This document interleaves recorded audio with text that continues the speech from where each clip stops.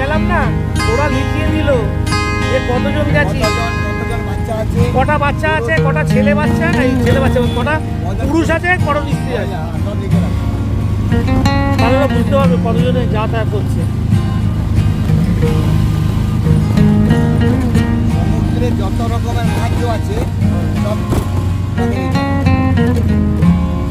Mainly ওটা আপনার সুন্দরবনের উপর ভিত্তি করে লিখেছে। সুন্দরবনে এগুলো পাওয়া যায়।